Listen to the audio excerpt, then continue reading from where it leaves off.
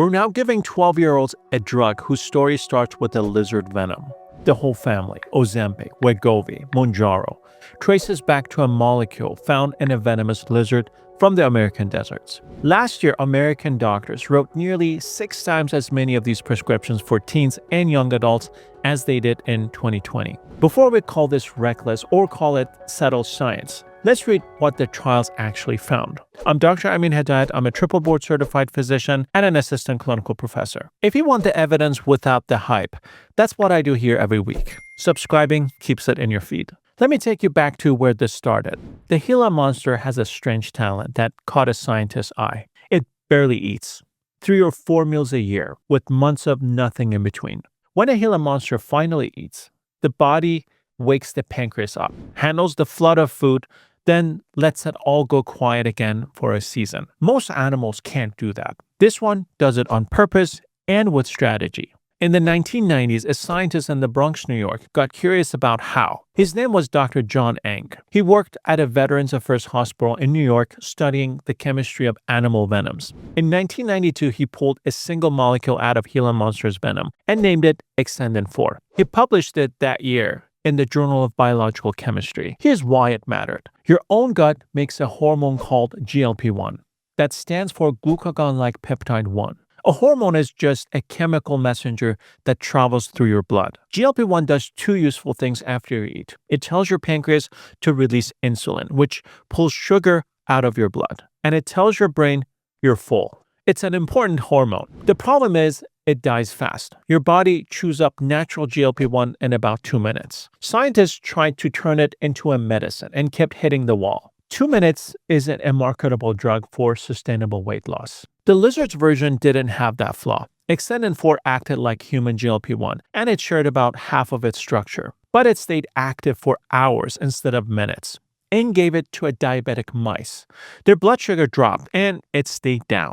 The VA basically shrugged and didn't even want to patent it. So Eng filed it himself in 1993, then spent 3 years knocking on doors. Drug company after drug company said no. Peptides were seen as expensive and a headache to make. One company, Amylin, finally took the bet. They built a synthetic copy of the lizard's peptide and called it exenatide. The FDA approved it in 2005 under the name Byetta for type 2 diabetes in adults. That was the first drug in this whole family. Byetta led to stronger, long-lasting versions. Semaglutide, which you know as Ozempic and Wegovy, tirzepatide, which you know as Mounjaro and Zepbound. Every one of them traces back to a desert lizard, and as scientists, the system almost shrugged off. I tell you this for a reason that goes beyond a good story. When a drug feels brand new, it's easy to assume we know nothing about. This class isn't really that new. We've had the parent molecule in human beings for 20 years. That history is exactly what we lean on when we start asking harder questions about children. And the reason we're talking about children at all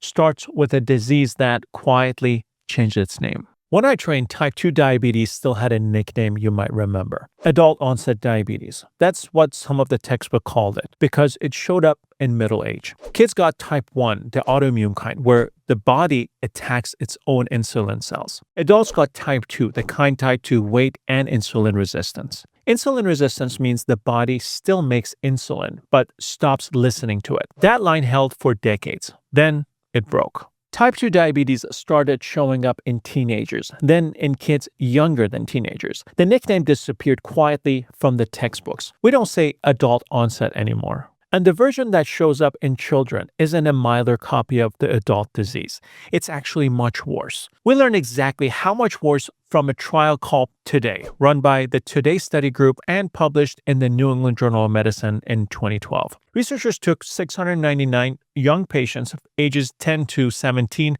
all with recent type 2 diabetes. They put them on metformin. Metformin is the go-to first pill for type 2 diabetes. It's cheap, usually pretty safe, and it's been around for generations. In adults, metformin holds the line for years. In these kids, it failed in 51.7% of them. More than half lost control of their blood sugar. And when it failed, the median time to failure was about a year. Let me repeat it again. Half in a year. On the drug that works fine in their parents. Youth-onset type 2 diabetes burns through treatments faster than the adult form does. It brings the complications sooner too. Damage to kidneys, eyes, and the nerves arriving at ages where we almost never used to see them. I'm grading this history solid. Pediatric type 2 diabetes is serious, aggressive, and our old tools work worse in kids than in adults. This is not my personal opinion. The Today trial showed this and it's held up. So when the new drug came along that could lower blood sugar effectively, the doctors treating these specific children paid close attention because they'd been watching kids run out of options and they wanted better ones. That's the diabetes side. The weight side is even louder, more crowded, and far more heated. And in January 2023, it turned into a fight that split the field of pediatrics down in the middle. About 14.5 million of children and teenagers in the United States meet the medical definition of obesity, roughly 1 in 5. Those numbers come from the American Academy of Pediatrics and CDC growth data. For most of my medical career, we had almost nothing real to offer those kids. Diet and exercise advice, which at the population level mostly didn't move the needle. A couple of weak weight loss drugs, and when things got severe, one reliably effective option was left on the table: bariatric surgery on a teenager. That was the landscape about 10 years ago. A cliff on one side and not much in the middle. Then two things happened at once. The GLP-1 drugs got dramatically stronger. And in January 2023, the American Academy of Pediatrics released its first full obesity guidelines in 15 years. That guideline said a few things that lit a fuse. It called obesity a chronic disease with biological and social roots, not a personal failing. It made intensive lifestyle and behavioral work the first step. And it said doctors could offer weight medications to kids as young as 12 and refer kids as young as 13 with severe obesity for surgery. The reaction split the room. Obesity medicine groups mostly cheered because they saw a serious disease finally being treated like one. Eating disorder organizations pushed back hard. The Collaborative of Eating Disorders organizations and others warned that steering kids toward weight drugs and surgery could see disordered eating, body shame, and lasting harm. I think we should slow down here a bit because this is where a lot of videos grab a villain and swing, and I won't do that. Both sides are staffed by people who've spent careers trying to protect children. They're looking at the same kids and weighing different dangers. One camp sees the damage untreated obesity does across a lifetime. The other sees a damage a weight-focused fix can do to a developing mind. Both of those dangers are important to recognize, and I personally hold them at the same time. So that's the ground we're standing on. Kids with an aggressive form of diabetes. Millions of kids with obesity and thin options. A powerful drug class with 20-year track record in adults, and a guideline that turned all of it into a public argument. The only way through an argument like that is to read the actual trials. So let's read them, starting with the strongest one. September 2025, The Lancet, a trial called SURPASS-PEDS, led by Dr. Tamara Hannon at Indiana University. This one is a phase 3 randomized controlled trial. That phrase is the whole reason I trust it. So let me take it apart for you. Randomized means the kids were sorted into groups by chance, like a coin flip. So the groups start out fair. Controlled means one group got the real drug and another got a placebo, a dummy injection with no medicine in it. Double-blind means nobody knew who got what until the end. Phase 3 means it's a large, late-stage test built to confirm whether a drug truly works. The trial enrolled 99 young people, ages 10 to 17, all with type 2 diabetes, and their current treatment wasn't controlling. They got tirzepatide, sold as Mounjaro or placebo. The main result landed at 30 weeks, and researchers followed them out for a full year. Watch what happened to their A1C. A1C is a blood test that shows your average blood sugar over about 3 months. Lower is better. In diabetes care, even small moves matter. The kids on these drugs dropped their A1C by 2.2 percentage points on average. The placebo group barely moved and drifted up a tiny bit. A 2-point drop is large. Doctors celebrate half a point. This was more than 4 times that. Their weight came down too. BMI fell about 7% on the lower dose and about 11% on the higher dose, against almost no change on placebo. BMI, also known as body mass index, is just a number comparing weight to height. and the effect held through 52 weeks. It didn't collapse at the finish line. The side effects were mostly what this drug class always brings: nausea, vomiting, diarrhea, mostly while the dose climbed. There was no severe low blood sugar and no deaths in the trial. I'm grading this solid, and I want to be exact about what that means. For a 10 to 17-year-old with poorly controlled type 2 diabetes, this is real. Phase 3 placebo-controlled evidence that tirzepatide lowers blood sugar and body weight and holds it for a year. That child is already sick, already on medicine, already running out of road. The data supports treatment there. But let's be honest about these results. This was based on only 99 kids. The core result came out 30 weeks. That's a strong signal. It's not a decade of watching a growing body. Hold that thought because it's crucial, and we'll come back to this. So for kids who's already diagnosed with type 2 diabetes, the evidence is about as close as to a green light as this topic gets. The harder question is the other group. Millions of kids who don't have diabetes and are just carrying extra weight. That's where it gets complicated. The anchor here is a trial called STEP-Teens, published in the New England Journal of Medicine in December 2022, led by a researcher from Austria. Researchers enrolled 201 adolescents, ages 12 to 17, almost all with obesity. They gave 2 kids the drug for every one who got placebo, and they ran it for 68 weeks. That's well over a year. The drug was semaglutide at 2.4 milligrams a week, the same molecule sold as Wegovy, and at other doses as Ozempic. The BMI results were big. The semaglutide group dropped their BMI by about 16%. The placebo group went up slightly. Nearly 3/4 of the kids on the drug lost at least 5% of their body weight. Fewer than 1 in 5 did on placebo. In plain terms, the treated teens lost around 15 kilograms on average, roughly 33 pounds. Big enough that the FDA approved Wegovy for adolescents within days of the study coming out. So let me show you something that separates science from a commercial. One trial is one trial. So in December 2025, researchers led by University of Florida pulled all of it together in JAMA Pediatrics, 18 randomized trials, about 1,400 children and teenagers. The largest look we have. Across all those trials, the drugs cut body weight by about 3 kilograms more than placebo, around 6 to 7 pounds on average. Wait, STEP-Teens showed 33 pounds. The pooled average showed 6 to 7. Why is there a gap?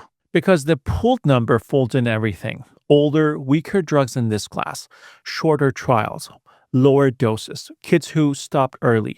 When you average the strong with the weak, the number shrinks and gets more reasonable. The best single drug at full dose does a lot. The class as a whole across every study does less. Both of these numbers are true, and a careful parent deserves to know both. So the short-term weight effect earns a solid 2. In the trials, over the trial period, in the kids who were studied, these drugs cut weight more than the placebo. That much is subtle. But remember, that's short-term in the trials over the trial period. That's the catch. And they lead straight to the finding that's really underreported. The weight comes back. We saw it most clearly in the adult data. In the Step 1 extension study published by Dr. John Wilding and colleagues in Diabetes, Obesity, and Metabolism in 2022, researchers followed adults after they stopped semaglutide. Within a year off the drug, they regained about 2/3 of the weight they'd lost. The gains in blood pressure and blood sugar drifted back toward the start. The teen data points the same way. In reviews of the adolescent trials, weight started climbing back within a couple of months of stopping. With an older drug in this class, liraglutide, kids returned close to their starting point within about 6 months. So I'm grading the rebound solid because the pattern holds across drugs, across ages, and across trials. Basically, the drug trial wasn't a summer program. The evidence says the drug works while you take it and fades when you stop, especially when foundational changes aren't prioritized effectively. And by the way, I teach these foundational changes on my channel for free.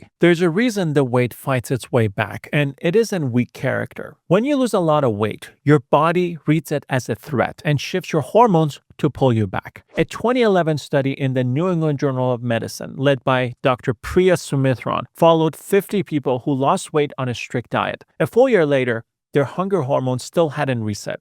Ghrelin, the one that makes you hungry, stayed high. Leptin, the one that tells you you're full, stayed low. These drugs work partly by overriding that system from the outside. Take the drug away, and the old biology comes back. So when someone regains the weight after stopping, their body did exactly what bodies are built to do. Biology didn't fail, but weight loss plans sure did. Now, a quick question for the comments while you're here. Is this something your family is actually facing right now, or are you just trying to understand it? I read these and it shapes what I cover next. So think about what that means for a 13-year-old.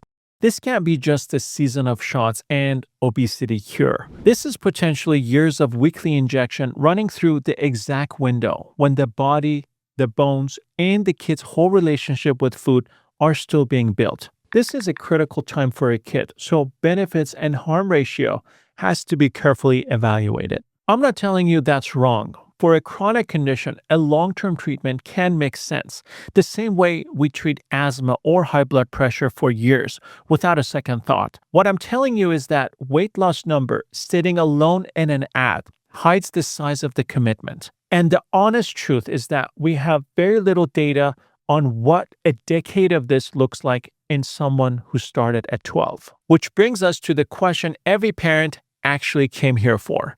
Is it safe? So let me walk the picture with 3 buckets. What we know, what's looking reassuring, and what we honestly don't know yet. So let's start with what we know. The most common side effects live in the gut. Nausea, vomiting, diarrhea, belly pain, mostly when the dose is climbing, mostly mild to moderate, and they tend to fade. That shows up in every pediatric trial. A small number of kids stop taking the drug because of it. There's a sharper signal worth naming. In step teens, about 4% of the teens on semaglutide developed gallstones. None did on placebo. Rapid weight loss can do that, and it's a fairly well-established, if uncommon, complication to watch for. Now the reassuring part, with a caveat I won't skip.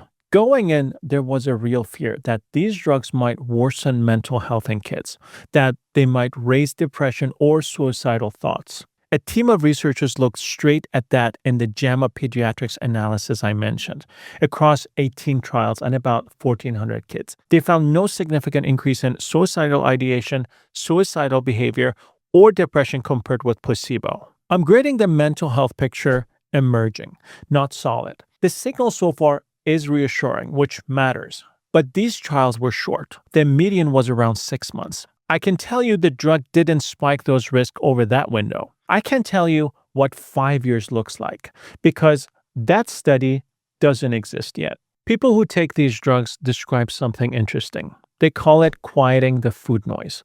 That constant background chatter about what to eat next just goes silent. For an adult who has fought that noise for decades, it can feel like relief. In a teenager whose eating habits are still forming, I'm honestly not sure what it means to switch that voice off during the exact years they're supposed to be learning to listen to it. We don't have the data on that, and it's an important question. And then the part you should keep in mind. We don't have long-term safety data in growing bodies. The longest of these pediatric trials ran a little over a year. A child who starts at 12 could be on this for years. We don't yet have good answers on a few things that matter specifically in kids. What happens to muscle and bone during the years they're still growing? Whether a drug that blunts appetite in adolescence points some kids toward disordered eating. How the gallbladder and pancreas hold up. Let me be fair about the muscle worry because it gets hyped online. In adults, the fear that these drugs melt your muscle looks overblown. A 2025 research review found semaglutide mostly held on to lean muscle while stripped away fat. So I won't scare you about muscle wasting. What I do think about is different. Adolescence is when you build most of the bone and muscle you'll carry for the rest of your life. Most of your peak bone mass is set before your early 20s. We have no idea what years of appetite suppression and fast weight loss do to that process because nobody has run that study and the work hasn't been done. The eating disorder specialists who fought the 2023 guidelines were pointing at exactly this gap. I don't think their concern erases the benefit for a seriously ill child. I also don't think we should wave it away for a kid whose situation is mild. One more thing, and it's the most practical. Every number I've given you comes from trials that use the legitimate pharmacy-grade FDA-approved drug, dosed carefully with a doctor watching closely. That's not how a lot of people are actually getting these now. The FDA declared the semaglutide shortage over early 2025, and it spent the past year cracking down on the compounded and online markets that grew up around these drugs, sending wave after wave of warning letters to telehealth and compounding sellers. Even so, by early 2026, an estimated 1.5 million Americans were still using compounded versions. That market carries risks that the trials never tested. The FDA has logged hundreds of adverse event reports, including dosing errors from multi-dose vials, some serious enough to send people to the emergency room, plus counterfeit products sold online. None of that safety data lives in the pediatric trials because the trials didn't use those products. So if this ever comes up for your family, the version and supervision matter as much as the molecule. A prescription from a pediatric specialist is a very different thing from a vial ordered off a website. We don't know yet is the honest answer. You deserve to hear it from someone who read the studies, not from someone selling the shot, and not from someone selling the fear of it. I'm an independent medical educator, and I have no relationship with any pharmaceutical manufacturer or peptide sellers or the gray market. Now, one reason this matters now, starting these used to mean committing to a weekly shot, and that friction kept some families away. The friction is dropping fast. The FDA approved an oral form of semaglutide in December 2025 and a new daily pill called orforglipron in April 2026. And I did a recent deep dive on orforglipron and Foundayo about a month ago. A pill is easier to start than an injection. For an adult, that's convenience. For a 12-year-old, easier to start is not necessarily the same as wiser to start. So who do the data actually support? Here's my read in 3 tiers. Top tier, a child with type 2 diabetes that standard treatment isn't controlling. The evidence is strong. The disease is aggressive, and the old tools failed these kids fast. If a pediatric endocrinologist, the specialist who treats diabetes in kids, reaches for one of these drugs here, I understand it. And the SURPASS-PEDS trial backs it up. That's the clearest case there is. Next is middle tier, a child with significant obesity and real weight-related health problems, where lifestyle and foundational changes such as fixing food habits, sleep, hormones, and others has had a fair shot and hasn't been enough. The short-term evidence is strong. The FDA agrees. The catch is the commitment, likely years, and the plain fact that the long-term safety in growing kids is still being written. I think this can be the right call for the right child. I also think it demands a real conversation about what stopping looks like before anyone ever starts. If you're interested, I have a free video dedicated to teaching foundational changes and stopping these medications on my channel. If you're interested, please drop a comment interested in foundational changes and I'll reply with a link. Bottom tier, a teenager who's a little above average and self-conscious with no medical complications. Here, the evidence thins out fast and the unknowns pile up. That's my opinion, and that's how I'm labeling it. I'd be very cautious, and I'd want every other path tried first. Here's what I won't do. I won't tell you what to decide for your specific child. I can't. I don't know your kid, their history, or their risks. I'm not their doctor. What I can do is to make sure that when you sit down with the pediatrician or the endocrinologist who does know them, you walk in able to tell the difference between what's proven, what's promising, and what's still a question mark. Bring 3 words to that appointment: solid, emerging, unproven. Ask which one fits your child's situation. A good doctor will know exactly what you mean, and the whole conversation will get better. We started with a venomous lizard and a scientist nobody would listen to. We ended at your kitchen table with a decision that's challenging. That's how medicine usually goes, and it's humbling every day. I read the studies so you can ask sharper questions from your prescribing physicians. Thank you for watching this video. Stay uninflamed, and I'll see you in the next video.